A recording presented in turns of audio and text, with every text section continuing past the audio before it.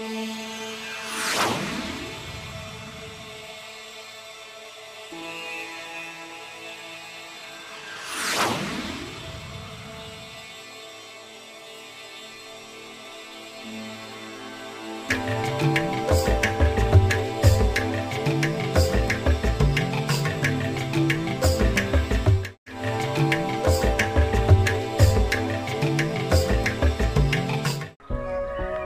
ভারত ভূমি খুবই পবিত্র ভূমি, পাবন ভূমি।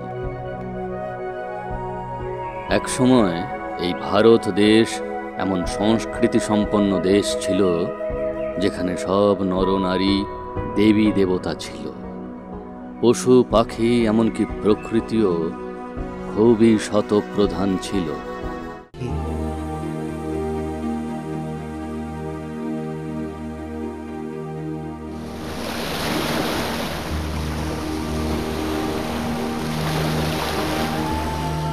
এখানে আচার বিচার এবং সংস্কার নির্মাণের জন্য অনেক পন্থ হয়েছে। লোকের আস্থা এবং বিশ্বাসের জন্য অনেক মার্গ বানিয়েছে।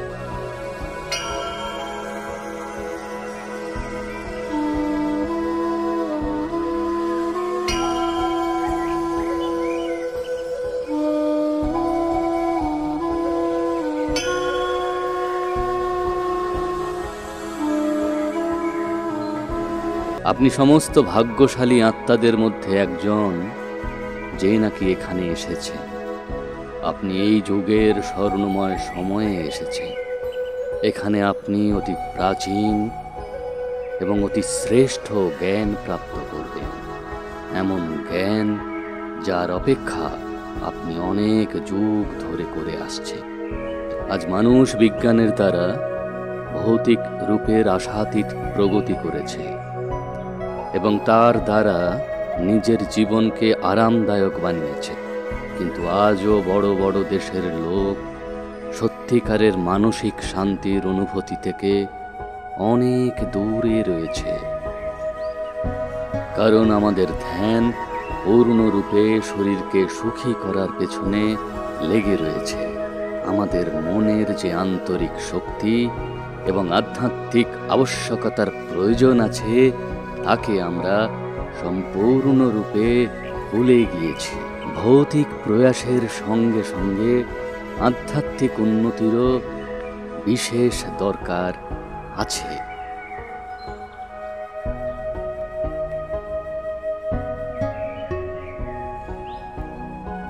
আজ বিশ্ব আতঙ্ক এবং সংঘর্ষের কারণে ভেঙে যাচ্ছে, আর অনেক ধর্ম এবং রাষ্ট্রীয়তাবাদীর উপরে ভাগাভাগি হয়ে গেছে। বিজ্ঞানের সফলতাও মানুষের মনকে শান্তি দিতে পারছে না। বিজ্ঞান দুই স্থানের যে মধ্যবর্তী দূরী, সেটা তো দূর করতে পেরেছে, কিন্তু মানুষের মনের যে দূরত্ব, সেটা কি কাছে আনতে পারছে?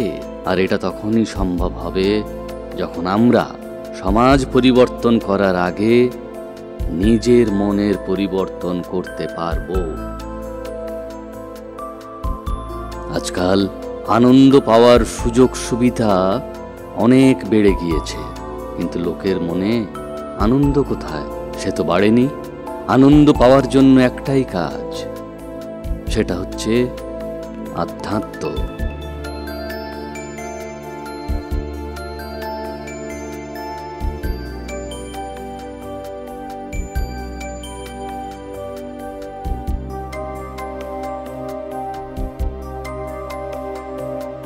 আধ্যাত্মই মানুষকে এক সূত্রে বেঁধে রাখে, কিন্তু আজকাল আধ্যাত্মকে নিয়ে অথবা তার নামে অনেক রকম হাঙ্গামা হচ্ছে চতুর্দিকে।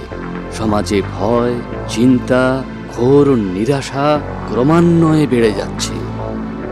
এই পরিস্থিতিতে মানুষের আত্মবিকাশ কিভাবে হবে?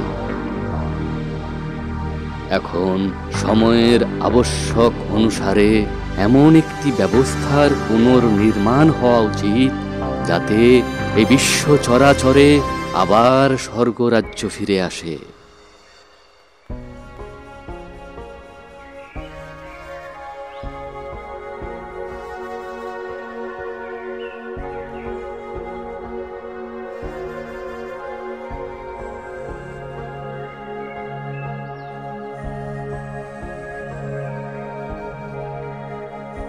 আর এই রকম ব্যবস্থার জন্যে প্রতিটি ব্যক্তির বিচারের পরিবর্তন অতি অবশ্যই হওয়া উচিত। আর এই পরিবর্তন কেবলমাত্র রাজযোগ দ্বারাই সম্ভব হয়ে থাকে।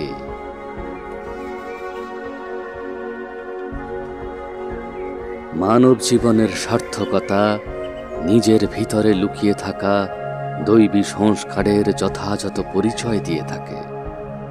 আজ মানুষ ভৌতিকতার ভিড়ে নিজেকে ভুলে গেছে। এই কারণেই মানুষের জীবন এখন মানসিক চিন্তা, অনেক রকম চাপে এবং সমস্যার ভারে ভারাক্রান্ত। মন মানুষকে অনেক যন্ত্রণা দিতে থাকে। যদি মনকে ঠিক দিশা প্রদান করা যায়, তাহলে মন শক্তিশালী হয়ে উঠবে, মানুষকে সফলতার দিকে নিয়ে যাবে। যখন মনের মধ্যে সকারাত্মক সংকল্পের সৃষ্টি হয়ে থাকে, তখন জীবনে অনেক রকম স্বর্ণিম উপলব্ধি হতে থাকে। অতএব স্বর্গ এবং নরকের সম্বন্ধে ধারণা ঐতিহাসিক না হয়ে আমাদের সংকল্প এবং বিচারের উপরেই নির্ভর করে থাকে। এই কথাটি তো সবাই নির্বিবাদে স্বীকার করে থাকে যে পরমাত্মা এক। তবু পরমাত্মাকে স্মরণ করার পূজার পদ্ধতি, বিধি এবং প্রার্থনার পদ্ধতি ভিন্ন কেন?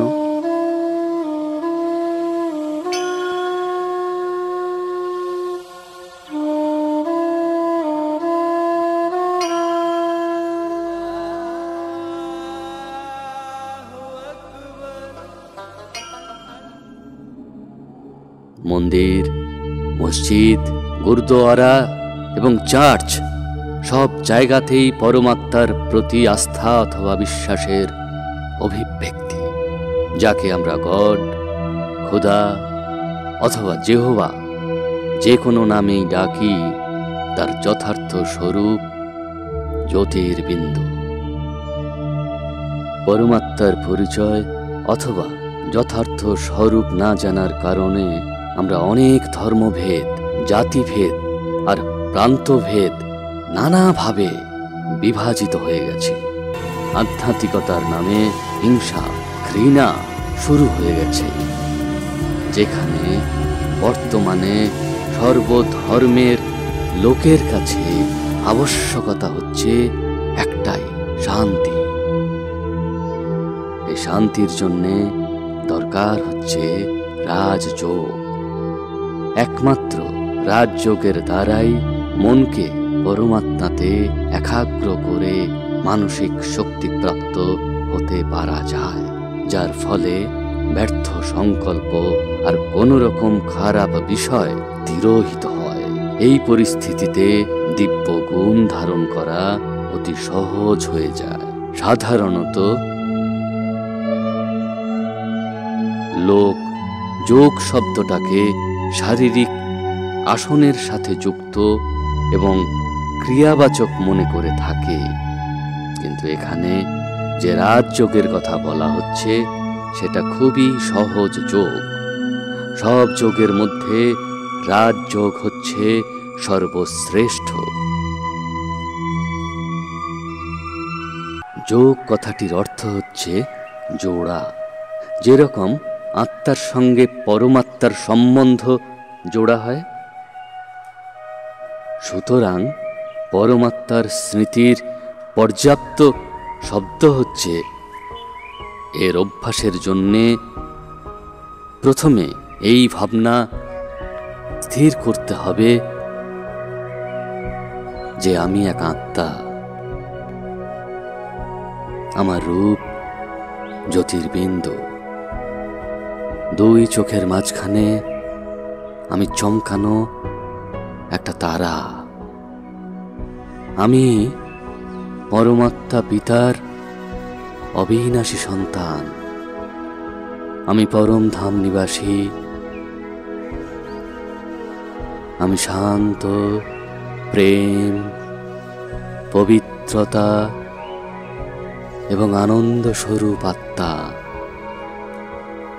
আমি শুদ্ধ আত্মা, আমি এক শক্তি স্বরূপ এবং চৈতন্য আত্মা। আমি আত্মা এই সৃষ্টি রঙ্গমঞ্চের এক অভিনেতা। পরম ধাম হচ্ছে আমার নিবাস স্থল। আমি আত্মা এই শরীর দ্বারা পাঠ করে থাকি। আমরা সব আত্মারাই একই পিতা পরম পিতা শিব বাবার সন্তান, এবং আমাদের সম্পর্ক ভাই ভাই। শান্তি আমার স্বধর্ম। পিতা পরমাত্মা শান্তির সাগর। আমি শান্তির সেই ঢেউয়ে বয়ে যাচ্ছি। এরকম চিন্তা করতে করতে মন এবং বুদ্ধির দ্বারা পরমাত্মা শিব থেকে স্নেহ অনুভব করার নামই হচ্ছে রাজযোগ।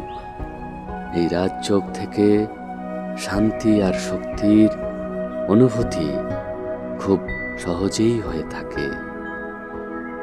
রাজযোগের দ্বারা সংকল্পের নিয়ন্ত্রণও করতে পারি।